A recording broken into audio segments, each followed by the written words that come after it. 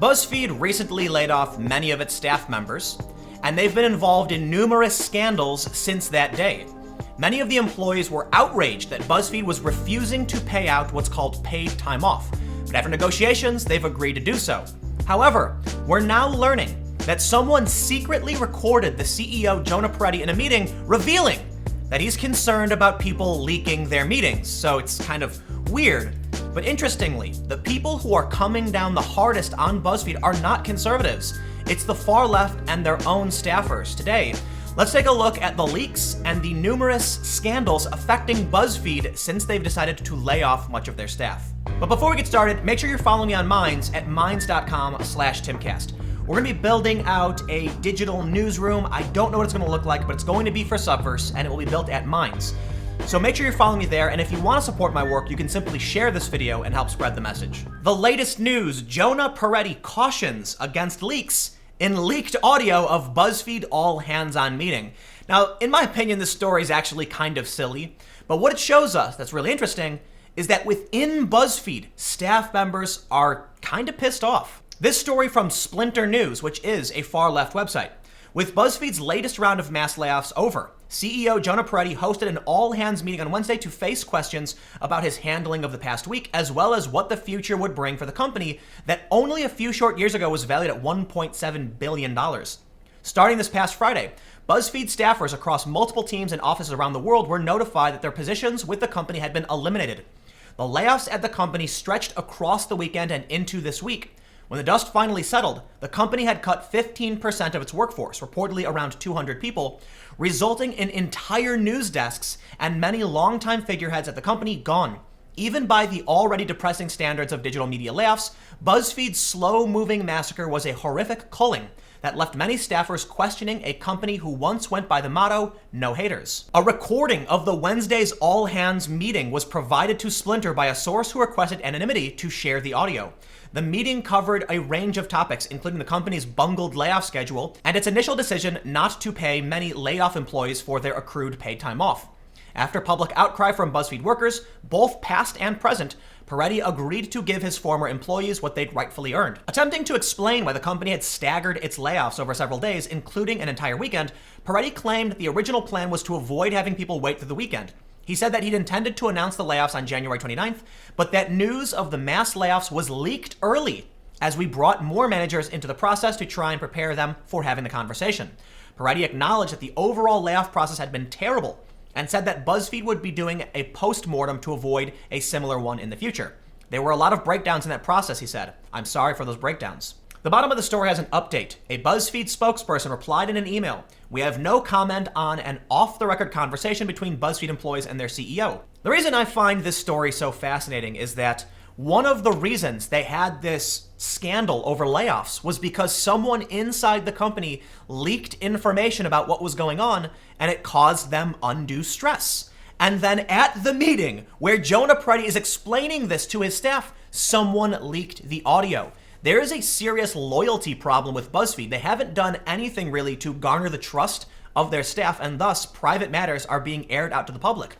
But there's another story.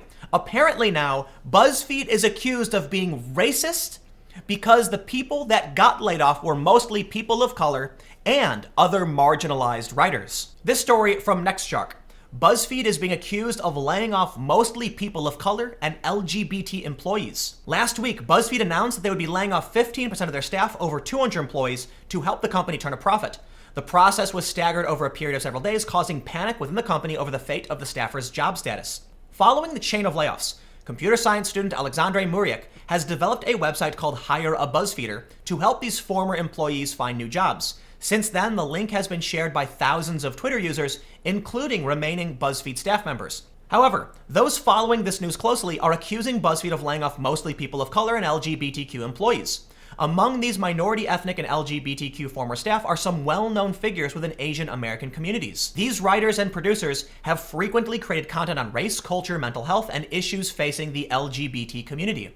They add, even those who have been spared from these layoffs have noticed the pattern of valued people of color and LGBTQ creators who no longer have a job, and went on to criticize the decisions made by the company. This from Jasmine Robbins. Whether you support Buzzfeed or not, The facts are that hundreds of people who made or worked on content speaking to marginalized and underrepresented groups are being laid off, and that is a problem. It would seem that many people have accused Buzzfeed of terminating mostly their identitarian or far-left ideological writers, which says to me that maybe this far-left stuff wasn't really paying out, and thus they've gotten rid of these people. To make this even more interesting, an op-ed was published in the New York Times calling this a democratic emergency, which it's not, but let's take a look at this story. From the New York Times, the Buzzfeed layoffs as democratic emergency. Digital media has always been a turbulent business, but last week's layoffs suggest a reason for panic. I'm going to stop right here and say, they really don't. It was only a handful of companies that laid off their staff, and many of these people who got laid off were ideological writers, not hardcore journalists. There were legitimate reporters who got laid off, national security reporters, for instance, national reporters. But I'm not going to stress about the loss of gender writers, because that's kind of an extremely niche subgroup, and people have criticized BuzzFeed for trying to target these microscopic communities, which are a ridiculously small market share, which can't become profitable. The story says, coming in a time of economic prosperity, at world historical levels of interest in the news, last week's cuts tell a story of impending slow-motion doom and a democratic emergency in the making with no end in sight. Consider, we are in the midst of a persistent global information war. We live our lives on technologies that sow distrust and fakery, that admit little room for nuance and complication, that slice us up into ignorant and bleeding tribes. It is an era that should be ripe for journalists and for the business of journalism, a profession that, though it airs often, is the best way we know of inoculating ourselves against the suffocating deluge of rumor and mendacity. And for a while, it looked like we could do that. The past half-decade has been a season of bold and optimistic innovation in media. In addition to the Trump bump, there was new money from venture capitalists and giants in cable and telecom. Big brands looking to attract millennials began to spend haltingly and then generously on advertising, leading to a Cambrian explosion of news sites, new formats, new business models, and consumers began opening up their wallets to support journalism, turning around the fortunes of the New York Times. He goes on to say, it's the cuts at BuzzFeed that sting most. You may regard the site as a purveyor of silly listicles and inane quizzes. I think of it as a relentlessly experimental innovator. It's the site that gave us The Dress and published The Dossier, a company that pushed the rest of the industry to regard the digital world with seriousness and rigor. He says it is the rare publication that can survive on subscriptions and the rare one that will be saved by billionaires. Digital media needs a way to profitably serve the masses. If even BuzzFeed couldn't hack that, we are well and truly hosed. I tweeted out this story earlier today, saying center-left, centrist, and conservative digital media is thriving. Rage bait is dying. This is not a democratic emergency, it's a couple of companies. And this user at Eldermark responded, and I thought it was actually a pretty apt response, saying, how entitled do you have to be to consider your friends getting laid off to be a national emergency? The rotten corpse of the Fourth Estate needs to be burnt to ash. BuzzFeed laid off 200 people. It is not the end of the world. Centrist publications, center-left publications, conservative media, they're all doing extremely well. What I find particularly fascinating about what's happening at BuzzFeed is that they're being torn apart by the far left. Conservatives are doing astronomically well on social media, and we can see centrist, more heterodox sites like Quillette doing increasingly well. You can see creators like me doing increasingly well. So I have to wonder, why is there a democratic emergency? Why is this the end of journalism? It's not. Things are actually going really, really well in a lot of different ways. The people who are getting laid off were identitarian writers. Not all of them, but many of them were. We can see that even the left has pointed out it was the far left ideology, for the most part, being laid off from these companies. And we can see that moderate and centrist voices are kind of doing really well. So it's no surprise then that the far left is kicking and screaming all the way down. They're the ones who are being purged from BuzzFeed. They're the ones being laid off. It would seem that this gamble these companies took didn't work out and didn't make sense. Yesterday, New York Mag published a story talking about how BuzzFeed was trying to overserve these microscopic communities, the subgroups of marginalized voices that are too microscopic to actually generate any views. The same thing happened at Fusion, which is now Splinter, which interestingly is the one who published the leaks from BuzzFeed. When I worked there, they talked about how they wanted to service something like 0.001% of the American market. And I'm really confused why they would target subcategories. One way I explain it is, imagine if you wanted to make a fan site for Star Wars fans. It's a decently large group, and you can probably make some good money catering to Star Wars fans.